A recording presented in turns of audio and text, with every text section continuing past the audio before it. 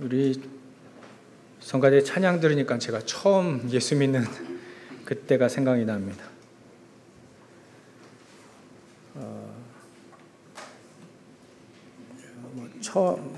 저희 그 고모부가 목사님이시라 거기 선교원 2년 다니고 또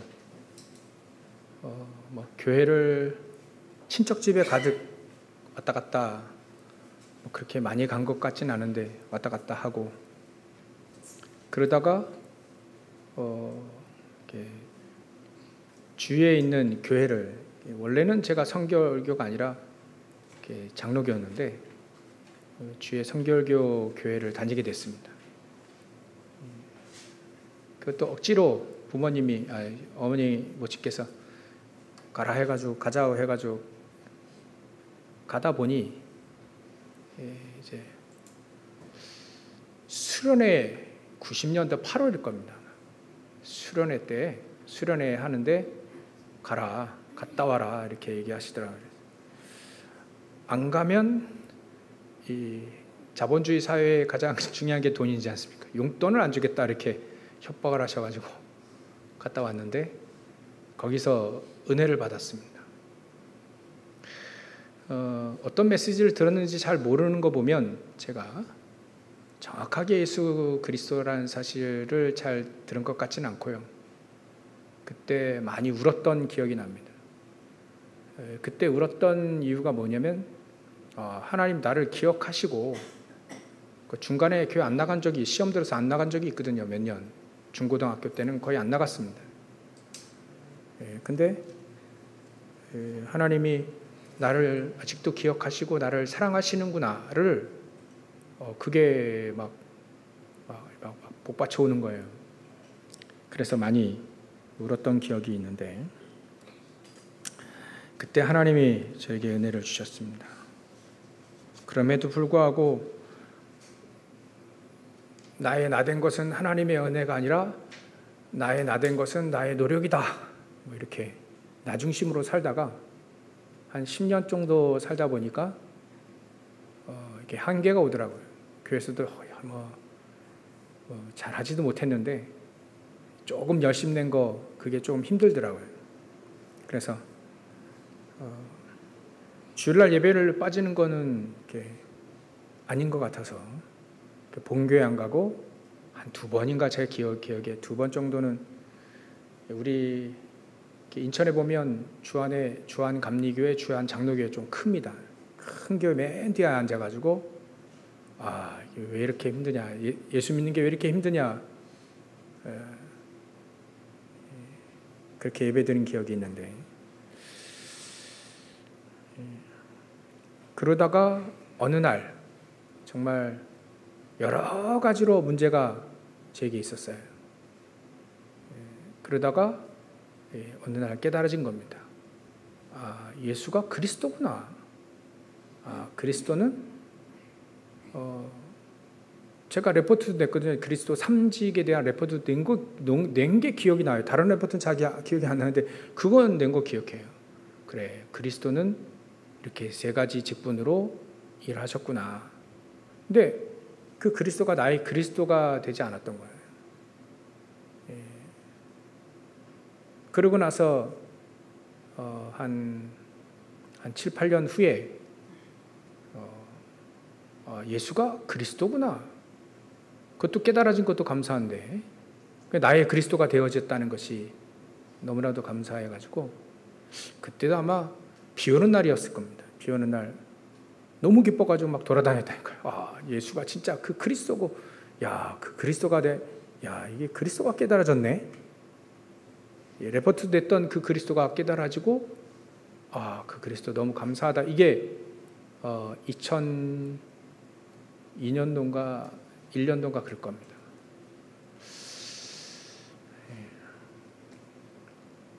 그래서 이게 참 예수가 그리스도라는 사실을 알고 그 재미에 또 한 20년 지나왔죠. 지금 20몇 년 지나왔는데 요즘에는 특히 오늘 성가대 찬양 참 은혜스러운데요. 하나님의 은혜에 대해서 좀 많이 생각하는 한 주간이 되었었습니다. 17절에 우리가 읽은 본문의 17절에 또 그들의 죄와 그들의 불법을 내가 다시 기억하지 아니하리라 하셨다 이렇게 돼 있죠. 우리가 이미 히브리서를 쭉 하면서 무슨 내용인지 이제 아시겠죠? 히브리 사람들에게 복음을 증거하려고 하니까 제일 문제되는 게 히브리 사람들에게 율법과 제사예요.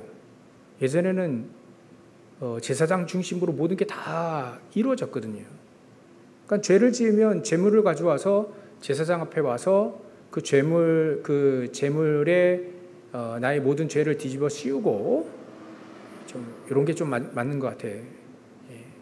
뒤집어 씌우고 그 제물이 내 죄 대신 죽는 겁니다. 그 제물이 피 흘려 죽는 거죠. 그렇게 함으로 죄를 이렇게 해결을 했는데, 이게 해마다 드려야 되는 거예요. 또 때마다 드려야 되는 겁니다. 그러니까 그거 가지고 완벽한 죄의 문제 해결은 아니다라고 하는 것을 자꾸 이 사도 바울이 얘기하는 겁니다. 그게 아니고 이제 그리스도이신 예수께서 오셔가지고 단번에 십자가 달려 죽으심으로 모든 제사의 문제, 우리는 이 단어를 예배의 문제라고 할 수 있죠. 예배에 대한 것이 완벽하게 해결됐다, 이렇게 얘기하는 거예요. 율법을 가지고는 그건 그림자기 때문에 참 형상이 아니므로 해마다 늘 드리는 같은 제사로는 나오는 자들을 언제나 온전하게 할 수 없다. 두 가지 문제입니다. 율법과 제사, 그 문제. 그 여지껏 해왔던 거 가지고는 온전하게 우리를 할 수 없기 때문에 이 땅에 그리스도이신 예수께서 오셔서 이 두 가지 문제를 해결하시다.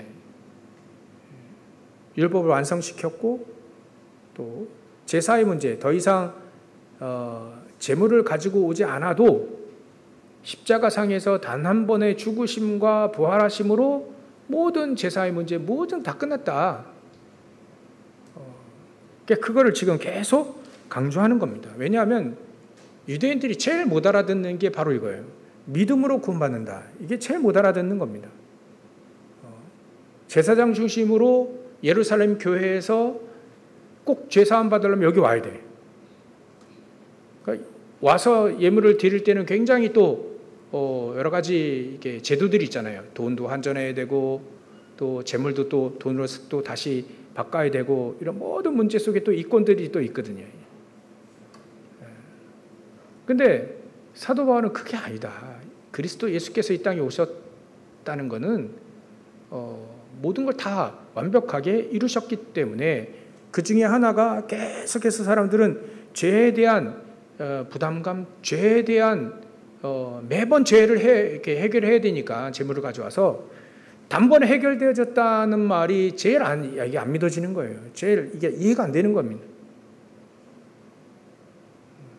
그 예수도 그리스도로 인정도 안 되거니와, 예수가 그 괴수인데, 이단 괴수인데, 그 사람이, 그 청년이 우리 죄를 위해서 십자가 달려 죽으시고 부활했다? 도대체 이게 받아들이지 않는데, 그 중에서도 받아들인 히브리 사람 히브리 사람 크리스찬들이 이제 또 헷갈리는 겁니다. 그래도 율법 지켜야 될 건데, 그래도 이 제사를 해야 될 건데.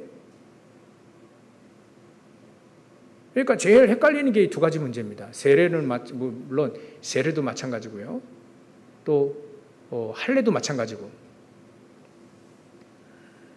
이 할례 문제는 워낙 사람들이 다 할례 받았기 때문에 이방인 교회에서 문제가 된 거지, 사실 이 유대교회 안에 있는 이 히브리 사람들에게 다 할례 받았는데 뭐 문제가 되지 않죠. 근데 가장 큰 문제가 이 율법과 제사인 거예요. 그러니까 그걸 자꾸 사도 바울이 죄 문제 그리스도께서 십자가에서 다 끝냈다. 믿으라. 예배도 더 이상 예물 가지고 오지 않아도 십자가상에 다 한 번의 죽으심으로 끝냈다.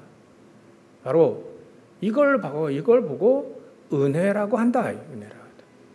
하나님이 우리와 상의하지 않으시고 그리스도를 일반적으로 보내셔서 상의할 문제가 아니다. 이게.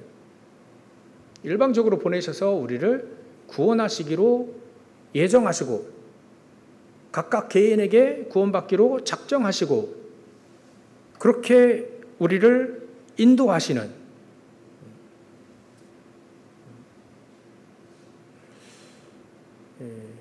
그 속에 우리가 있는 것이다. 그러니까 자꾸 얘기하는 겁니다. 그 속에 죄에 대한 모든 문제가 끝났다. 과거, 현재, 미래의 모든 죄, 그들의 죄와 그들의 불법을 내가 다시 뭐하지 않는다고요? 기억하지 아니하신다라고 할 만큼 로마서 8장 2절에를 보면 이 사단도 정죄하지 못하도록 만들어놨죠. 이게 전부 다 이게 바로 은혜였던 거예요. 하나님이 일방적으로 우리에게 베푸신 은혜인 거죠. 그래서 우리가 죄를 짓는데도 불구하고 죄 문제를 해결하신 그리스도. 우리가 사단이 속이는데도 불구하고 또 우리가 속기도 하고 또 무너지기도 하고 하는데 불구하고 그 사단의 문제를 해결하신 그 그리스도. 우리가 갈 바를 알지 못하고 헤매고 있을 때에도 그리스도를 보내셔서 나의 구원의 길이 되시고 내 인생의 길이 되셔서 성령으로 지금 나와 함께 하셔서 나를 인도하신 모든 문제 해결하시고 우리를 영원히 온전하게 온전이라는 뜻은 퍼펙트, 완전한 거예요. 완전하게 하셨다. 어디가 우리의 행동이 삶이 완전하다는 얘기가 아닙니다. 우리가 지옥 갈 수밖에 없고 이 땅에서 망할 수밖에 없는 문제를 완벽하게 해결받은 사람.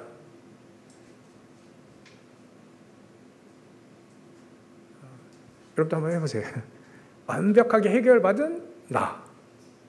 그게 온전하다는 겁니다. 완벽하다는 얘기예요.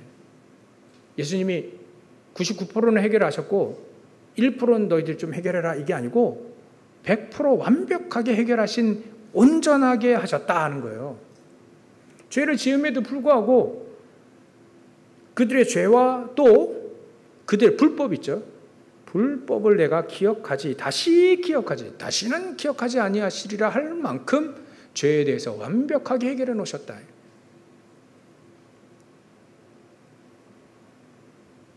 그게 바로 십자가의 사랑입니다. 그 십자가의 사랑은 은혜인 거죠, 은혜. 그래서 이 은혜를 받아본 사람, 죄의 사함, 큰 용서를 받아봤잖아요, 우리가요. 용서를 받아본 사람은 또 다시 용서할 수 있는 힘도 있죠. 그래서 그래 참 예전에 베드로도 말이죠. 예수님 3번 부인했잖아요. 네, 그 인간 모릅니다. 이러지. 어린 소녀 앞에 막 너도 예수 따라다니던 그 사람 아니냐? 맨 앞장서가지고 그 베드로 그 사람 아니냐? 했더니 그 인간을 예수님 보고 그 인간을 내가 모른다. 우리나라 말로 하면 그 인간 내가 모른다. 일면식도 없다 이렇게 요즘 말로 그래 한 거예요. 이 사도 베드로가 말이죠. 예수님 믿었습니다. 그리스도로. 근데 죽음의 위기가 딱 오니까 두려워가지고 그때 당시 부인했죠. 그걸 예수님이 아시고 나중에 요한복음 21장에 보면 그 베드로를 예수님이 찾아오십니다. 찾아오셔서 그래도 아무래도 그렇지 네가 그래도 내 수제자인데 말이지 실망했다. 그렇게 한 번도 얘기하지 않으셨어요. 그래도 아무래도 그렇지 나를 부인하는 건 좀 그거 아니냐. 책망하지 않으셨어요. 실망도 안 하셨고 책망도 안 하셨습니다. 왜냐하면 어떤 목사님이 그렇게 이야기하시더라고요. 왜냐하면 그 베드로를 아시고 불렀기 때문에 실망하지 않으셨어요.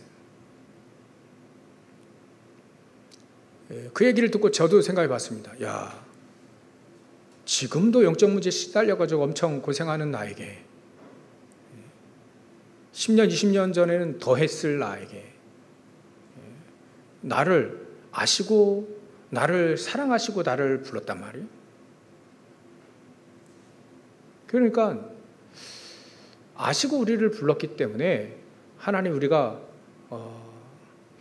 어떤 상황이 있든지 어떤 삶을 살고 있든지 하나님 실망하지 않으세요.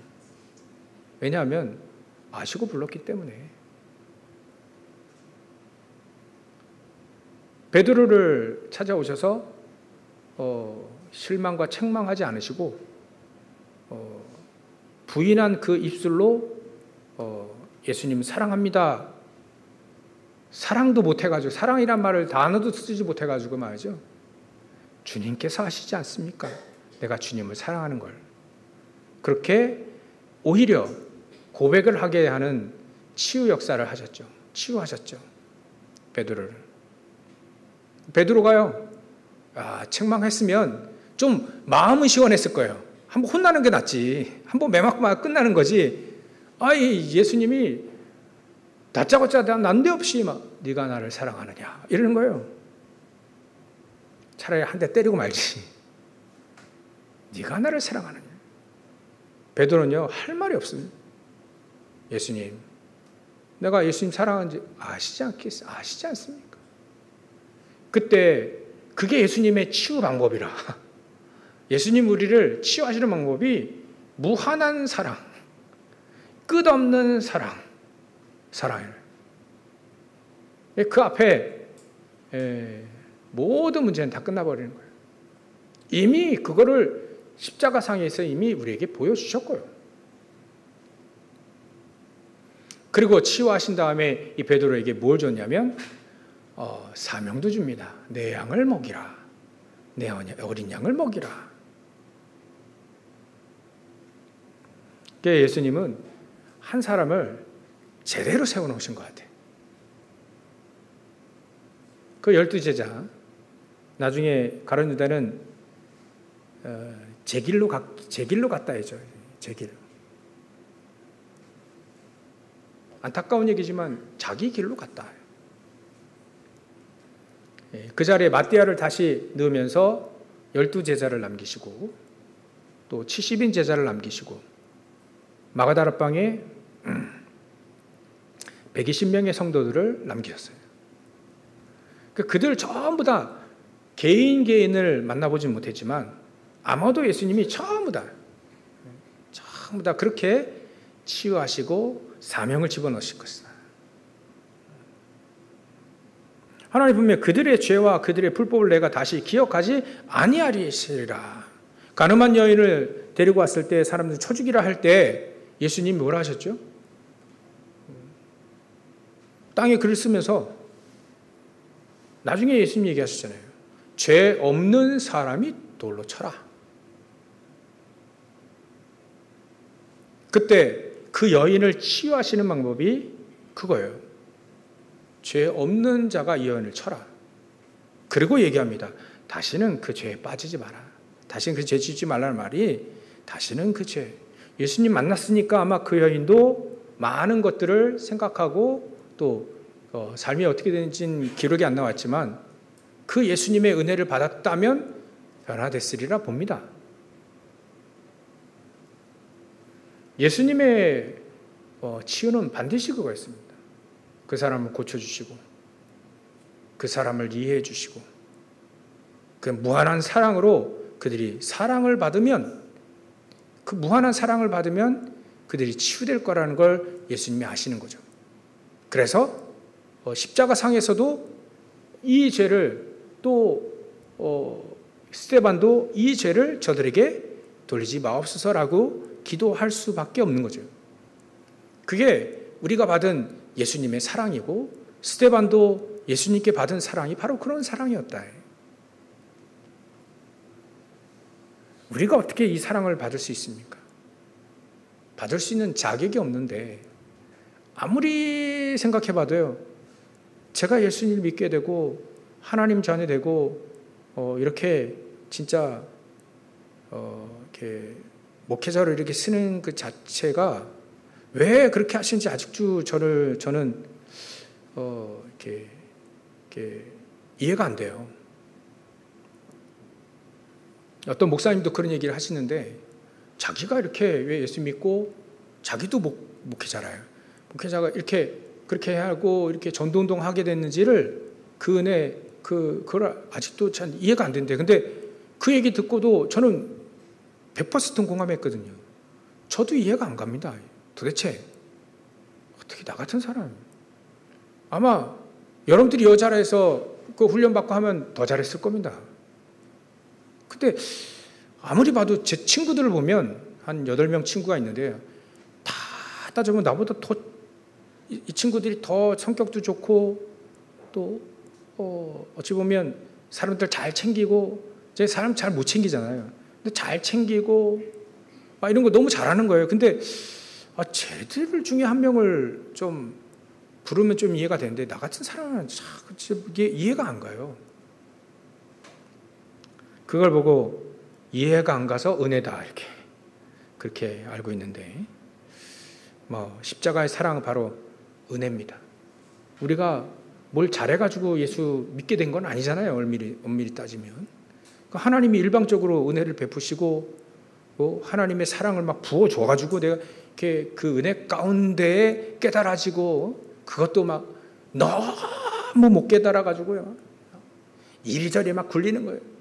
그래도 못 깨닫는 나에게 그래도 하나님의 은혜로 나를 기다리시고, 또 그렇게 헤매고 무너지고 그러한데도 불구하고 여전히 기다리시고, 여전히 한 번 정도는 저에 대해서 실망도 좀 하셔야 될 텐데, 아무리 목사인데 말이지, 목사를 만들어놨는데 아무리 그래도 네가 그럴 수 있냐 이렇게 실망도 한 번 정도는 하실 법도 한데, 하나님 전혀 실망도 안 하시고 여전히 기다리시고 여전히 사랑으로, 그런 거 보면 이해가 안 됩니다. 사실은 제가 이해가 안 되는데 하여튼 하나님의 은혜로 제가 살고 있습니다.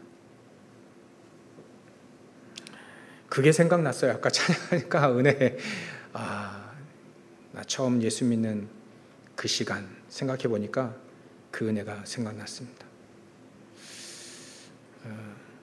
여러분들이 나이 나 된 것은 하나님의 은혜다. 은혜로 사시는 줄 믿습니다. 오늘 제목은 영원히 온전하게 하셨느니라 했는데요. 예수님이 단 한 번의 제사로, 단 한 번의 어찌 보면 십자가의 죽음으로 우리를 온전하게, 완벽하게, 문제가 있다면 모든 문제를 끝내놓으셔서 우리를 온전하게 하셨다. 원래 우리 인간 나는 창세기 1장 27절 28절에 보면 하나님의 형상대로, 하나님이 그러시잖아요. 우리가 우리 형상대로 사람을 만들자 이렇게 얘기하시잖아요. 그래서 하나님이 하나님의 형상대로 사람을 만드시고 그들에게 복을 주시며 그들에게 이르시되 이 땅을 정복하고 이 땅을 다스리고 그렇게 해라, 번성하고, 그렇게 말씀하셨잖아요. 그게 바로 하나님이 우리에게 원래 인간이 받은 복이, 바로 하나님이 우리와 함께 하시는 겁니다. 하나님의 형상으로 만들어져서 하나님의 형상대로 사는 그 자체가 복인 거예요. 근데 문제가 생겼죠. 하나님의 말씀을 어기고 사단의 말을 듣고 하나님 말씀 어기고 우리가 죄를 짓고 하나님 떠나버렸습니다. 그 즉시 우리는 사단의 말을 듣고 하나님 떠났으니 사단의 종이 되어서 그 결과로 고통과 불안과 염려와 시기, 전쟁, 죽음이 들어오게 됐죠. 우리가 평생 살면 한 80, 90 되는데 모세도 그랬죠. 그렇게 시편 90편인가 91편에 보면 내가 사는 그 자체가 한숨뿐이다 이렇게. 그러나 그 하나님이 나를 인도하신 거 아닙니까? 평생 사는데 우리에게 한숨만 퍽 불어야 될 우리 인간이 사단의 권세를 갖게 되어서 그렇게 될 우리 인간에게 이런 문제가 생긴 거예요. 모든 문제가 생긴 거죠. 그래서 어디까지 문제가 생겼냐면 죽음 이후에 심판이 있다는 것, 지옥이 있다는 것까지, 지옥이 기다리고 있음을, 이런 문제가, 내세의 문제까지 있었던 겁니다. 이 안에는 내 개인의 문제, 가정의 문제, 후대에게 계속 이 저주 재앙이 물려가는, 계속 물려가는 3세대가 망하는 그런 문제들이 계속 있으면서 이 문제가 내 자신뿐만 아니라 우리 후대까지, 지옥의 문제까지 계속 왔다는 겁니다. 그래서 이 문제를 해결하려고 사람들은 많이 노력을 했습니다. 종교를 가져보거나 또 착한 일을 많이 하면 될 줄 알고 공덕을 많이 쌓으면 될 줄 알고 열심히 공부하고 연구하면 또 해결이 될 줄 알고 열심히 하나 그 노력은 가상하지만 해결할 수 없는 문제죠. 이 땅에서 해결할 수 있는 문제가 아니기 때문에 하나님이 해결하시려고 이 땅에 우리에게 일방적으로 복음을 주시고 예수 그리스도를 보내주신 겁니다. 우리가 아직 죄인 되었을 때 그리스도께서 십자가에 달리심으로 자기의 사랑을 우리에게 확증하셨느니라. 일방적으로요. 이건 상의할 문제가 아니지 않습니까? 우리가 해결할 수 있는 길이 전혀 없기 때문에 하나님이 그 길을 내신 거죠. 그래서 우리가 너무나 잘 알고 있는 요한복음 3장 16절, 하나님이 이 땅을 사랑하사 이처럼 사랑하사 독생자를 주셨으니 이는 저를 믿는 자마다 멸망하지 않고 영생을 얻게 하려 함이라. 그리고 우리를 하나님의 성전으로 삼고 성경대로 죽으시고 성경대로 부활하심으로 모든 삼저주의 문제를 완벽하게 해결하셨다. 그분이 내가 길이요 진리요 생명이니 나로 말미암지 않고는 아버지께로 올 자가 없다라고 얘기하셨습니다. 일방적으로 우리에게 그리스도를 보내신 거예요. 이게 바로 은혜라고 할 밖에 설명이 안 됩니다.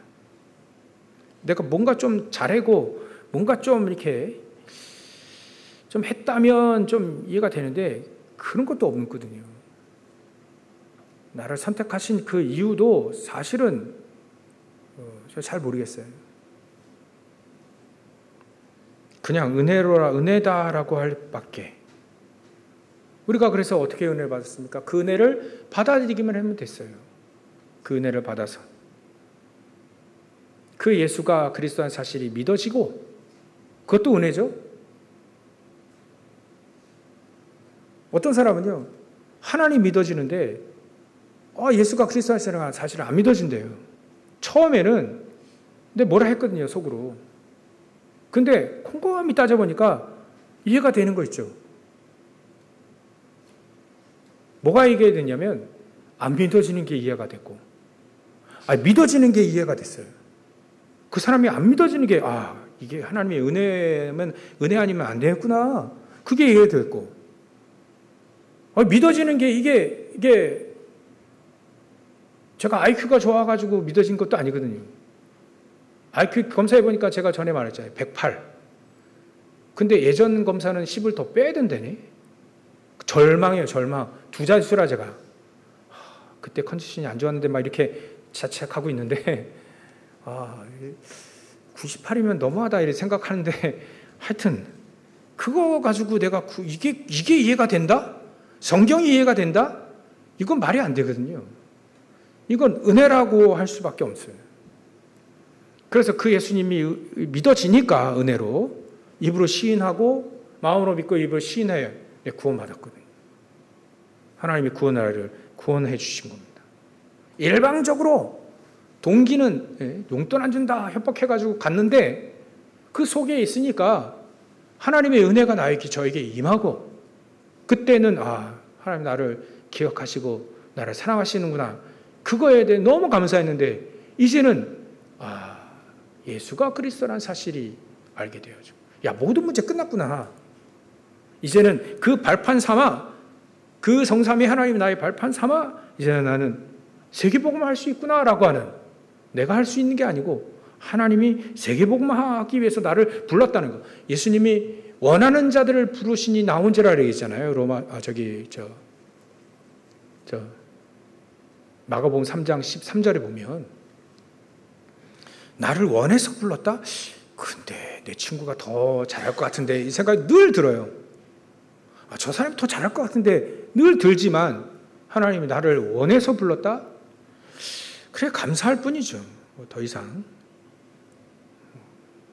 그래서 우리는 어떻게 구원받습니까? 언제 구원받습니까? 여러분들이 그때, 그 다음날도 아니고 그때 여러분들이 그 예수님을 마음속에 구주로 영접한 거 아니겠습니까? 내일 일을 자랑치 말라. 잠언서 27장 1절이 그거예요. 내일을 자랑치 말라. 내일이 어떤 지금 내가 지금 그때 은혜 받고 내가 구원받았다는 것이 믿어진다는 게 너무나도 감사한 거 아니겠습니까? 우리가 예수님을, 저와 여러분들이 예수님을 믿고 영접했다면 내 안에 생명 되신 그리스도가 계시죠. 이걸 알고 그 은혜를 알고 체험하고 내 안에 생명 되신 예수 그리스도가 내 안에 계시다는 것. 그게 내가 구원받은 증거입니다. 또 증거는 이것이니 아들이 있는 자에게 생명이 있고 하나님의 아들이 있는 자에게는 생명이 있고 하나님의 아들이 없는 자에게는 생명이 없다. 금요일에도 제가 말씀드렸죠. 어떤 꼬마아이들이요. 우리 크리스찬들 어머니들이 꼬마아이들에게 복음 얘기하죠. 잘 못 알아들어도 예수님 마음속에 영접하고 영접 기도 같이 하고 이렇게 하면 이렇게 엄마들이 정말 기뻐해요.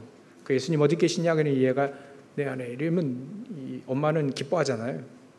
어떤 목사님이 짓궂어가지고 장난쳤어요. 꼬마에게 예수님 어디 계시냐? 그럼 부처님 어디 계시냐? 이렇게. 이렇게 하면 엄마가 좋아한다는 걸 눈치챈 거죠. 그러니까 잘 모르니까. 진짜 구원의 확신은 내 안에 생명 되신 그리스도, 그 그리스도가 내 안에 계시면 그게 바로 구원의 증거입니다. 그 증거는, 그 주 구원의 증거는 다른 것 가지고 바꿀 수가 없습니다. 설령 우리가 뭐 커다란 죄를 짓거나 그래 해도 그건 바뀌지 않습니다. 그 죄의 대가는 이 땅에서 대가를 치르지만 하나님은 바꾸시지 않습니다. 연약하여 우리가 죄를 크고 작든 짓거든요. 제가 저를 너무나 잘 알기 때문에 다른 사람 죄 짓는 거에 대해서 전에는 윤리적인 사람이라 뭐라 했지만 진짜 그리스도의 구원을, 은혜로 받은 구원을 알게 되니까 뭐라 할 수가 없더라고요. 제가 제 자신을 알잖아요. 여러분들 제가 혼자 있을 때 뭐 하는지 모르잖아요. 내 머릿속에 뭘 생각하는지 모르지 않습니까?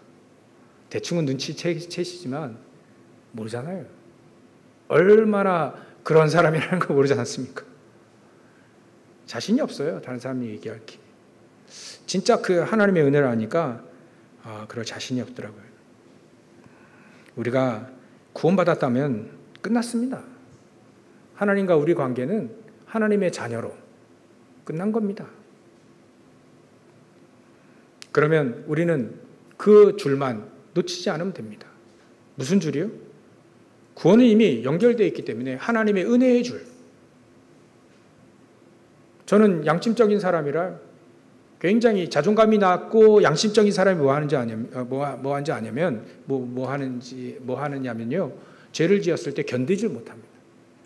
조금 더 제가 더 착했더라면 극단적인 선택도 했을 겁니다. 근데 그렇게 착하지 않기 때문에 하지 않았는데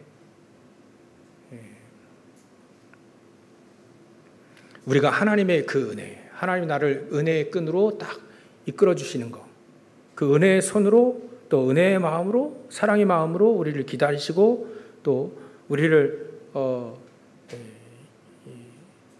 책망하지 않으시고 실망하지 않으시고 계시다는 그거를 잊지 않으시면 됩니다. 그럼 우리 안에 계신 그 예수님이 성령으로 우리 안에 함께 역사하시고 인도하신다.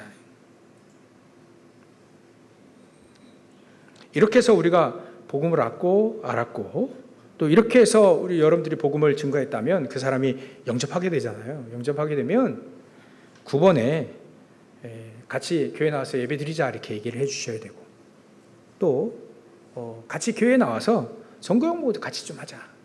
안 그러면 교회 나가기 부담스럽으면 우리 집에서 같이 하자. 이렇게 얘기를 좀 해 주시고 그리고 기도하면 반드시 응답받는다. 왜냐하면 전에 하나님의 자녀 아니기 때문에 하나님이 기도를 응답하실 이유가 없는데 이제는 하나님 자녀 됐기 때문에 당신이 기도하면 응답받는다.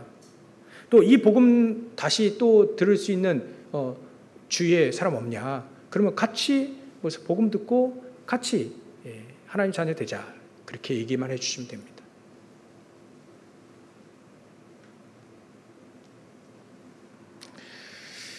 결론. 하나님의 은혜로 결론을 좀 내리면요. 16절에 이렇게 되어 있습니다. 주께서 이르시되 그날 후로는 그들과 맺을 언약이 이것이다. 이렇게 얘기했죠. 그리고 내 법을, 이 법은 율법 아니죠. 사도 바울이 말하는 법은 율법이 아니라 무슨 법이죠? 로마서 8장 1절에 생명의 성령의 법입니다. 그 법을 그들의 마음에 두고 그들의 생각에 기록하리라 이렇게 얘기하셨습니다. 그럼 우리 마음과 우리 생각 속에 무엇을 기록하냐면 그거에 따라서 내가 뭘 기억하고 내 마음속에 내 생각 속에 뭐를 기록하느냐에 따라서 내 인생을 말해주고 있는 겁니다. 늘 나를 기억하고 나를 집어넣으면 나 중심의 사람이 되는 거고요.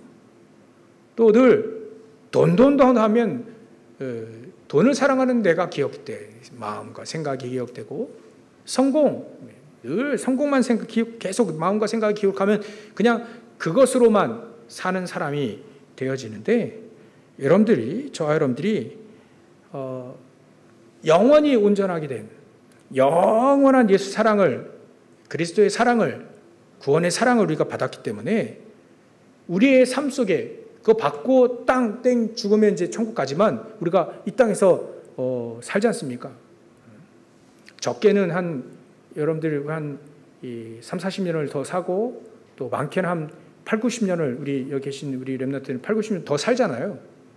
살게 되면 우리의 삶이 영원한 축복을 받고 내가 더 온전한 건 아니고 온전한 것을 계속 우리가 누릴 수 있다면 숫자 요것을 기억하면 됩니다.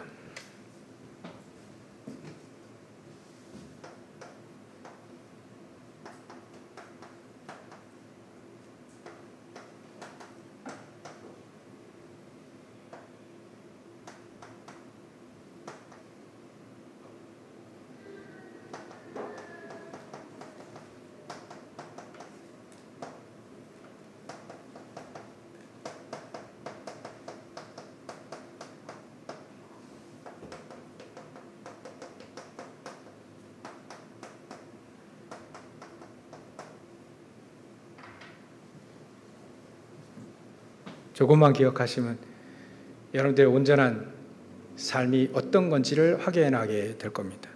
138은 말씀이고요. 사도행전 1장 1절, 3절, 8절 잘 아시죠? 그리스도 하나님 나라 성령 충만. 그리고 기도로 우리는 그 하나님의 계획을 계속 알아가게 되죠. 망대기도, 여정의기도, 이정표의 기도.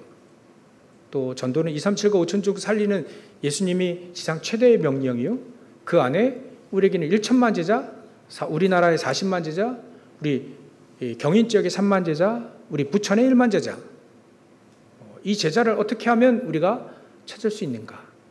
거기에 여러분들의 삶이 얼마만큼 하나님은 정확하시고 완벽하게 준비하셨는지를 저 숫자만 기억하신다면 영원히 우리를 온전하게 하셨는지가 확인될 것이다. 저거를 마음과 생각 속에 기억하신다면, 집어넣는다면 하나님과 동행하고 있다는 것을 확인하게 될 것이다. 것입니다. 이렇게 해서 승리하시길 주의 이름 축원합니다. 기도하겠습니다. 하나님께 감사와 영광을 돌립니다. 하나님 은혜로 우리를 부르시고 구원하시고 또 은혜로 이 땅에서 예수님의 사랑 가지고 살 수 있도록 인도하신 아버지 하나님께 감사와 영광을 돌립니다. 그 사랑을 받은 저희들 통해 이제는 마음과 생각에 오직 그리스도 하나님 나라 성령 충만, 또 오직 완벽하게 되는 그 777의 기도, 세계복음화를 기억하고 마음과 생각에 기록하며 우리 인생에 하나님이 우리와 동행하시다는 것을 확실히 알고 누리는 우리 인생이 될 수 있도록 역사하시기를 소원합니다. 주님께서 축복하시고 역사해 주시옵소서. 걸어가신 주 예수 그리스도의 이름으로 기도를 엽나이다. 아멘.